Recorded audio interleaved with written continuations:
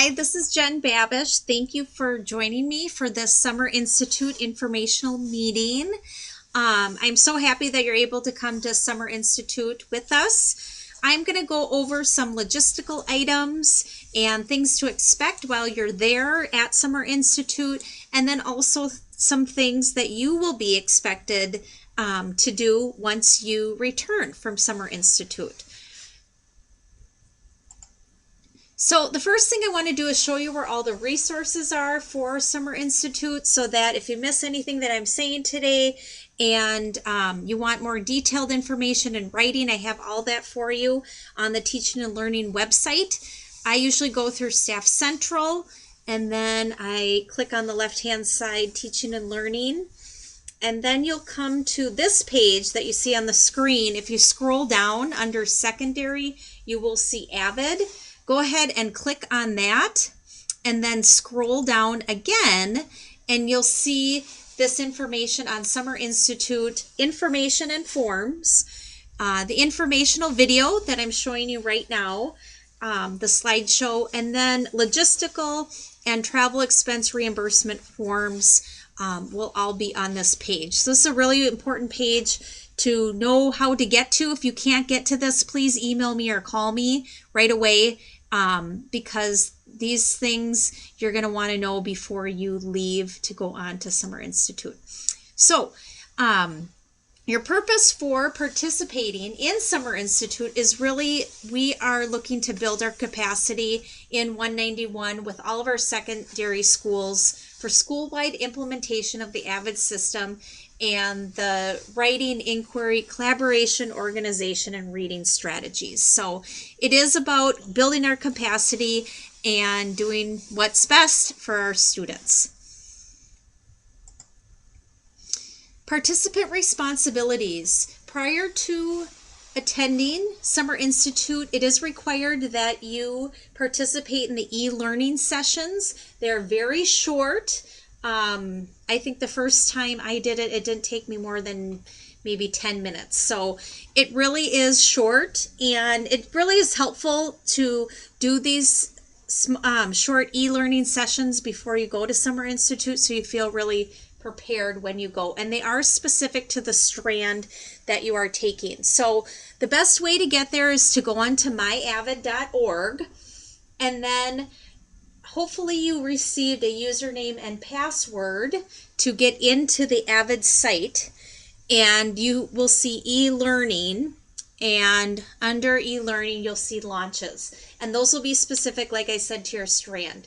So we're going to talk about confirming that you are registered for the correct strand, so we want to get that taken care of too, so you don't do an e-launch for the wrong strand.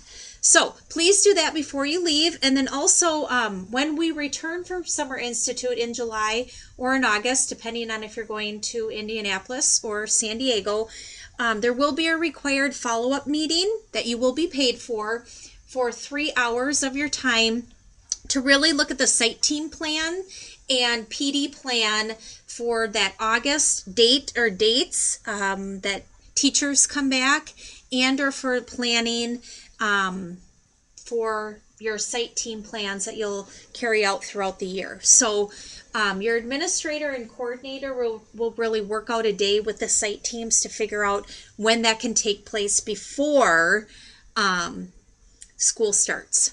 And then finally, you will need to complete a boost after you return from Summer Institute. It's the same place you go to look at the launches, and that is due before September 30th. So when you come back, kind of get settled from Summer Institute, school starts, there's a couple boosts that you will need to do. And again, it shouldn't take you more 10 to 15 minutes. And then also, we really look as you as a staff in your school as a person who will do professional development in your building. So really taking the strategies you've learned from Summer Institute and being willing to plan and facilitate some professional development in your building, maybe even at the district level, and then you'll be an active member or support person for your AVID site team plan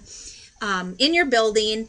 And that we also ask when you try these strategies in your classroom or whatever your role is, that you keep them, if it's lesson plans or student work, because that will really help the coordinator as he or she is trying to collect evidence for certification for implementation of AVID.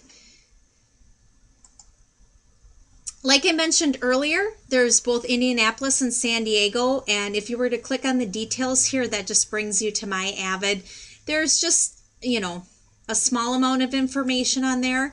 Really, everything you need is going to be on that teaching and learning website under AVID. Everything you'll need will be under there.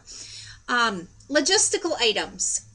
You will be reimbursed for mileage if you drive to and from the airport. So know that you should record that mileage. Also, if you park at the airport, you will be reimbursed for the parking fees that are associated with that. We really encourage you to carpool, get dropped off, but if you can't and have to park, know that you can get reimbursed for that parking. Ground transportation will be prearranged and prepaid to and from the hotel at your final destination in Indianapolis or San Diego to the hotel. So know that you won't have to pay for a taxi. There'll be a shuttle there that the group will pick up. There may be a few shuttles depending on the size of your group. And so you'll just have to worry about getting there, and you won't have to worry about any kind of payment with that. Flight details, accommodations is on the logistics sheet, and so you can give that information to your family members back here in Minneapolis so they have that information when you are gone. And also the district has a per diem for meals, and I have pre-populated the per diem for each meal, breakfast, lunch, and dinner, depending on your destination. And so that pre-populated information is right on that travel expense reimbursement form that's on the teaching and learning site under AVID.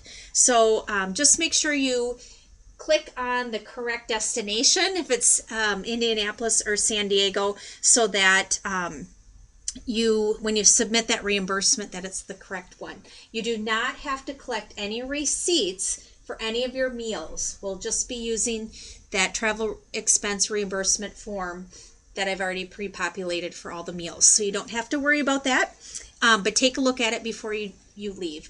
And then finally on the logistics sheets is the Summer Institute schedule. They are long days, but we still encourage you to go out as a site team to dinner and, really build that collegiality between you and your teammates and your colleagues. So know that it is full days though at Summer Institute. And you are expected to attend, all of your strand, all of the site team planning time as well before you return. Registration confirmation. There's also a Google Doc that's linked on the site, and we'd like you to make sure that the strand you're registered for is indeed the correct strand that you should be in. So make sure to initial that document that you can find on the TLT website page under AVID. And I will look at that periodically, and that should be done by the end of the school year. So if we need to make any changes to the registration, your registration, we can do that before the end of the school year. So thank you so much for listening to this, and I'm really excited for you that you're able to go to Summer Institute. It's a great time. It's a lot of new learning. You really get to know your site team members well and your colleagues. So it's just a great time, and be ready to share your learning when you return. Please let me know if you have any questions. You can email me, you can call me. My extension is 6281, and I hope you have a great conference.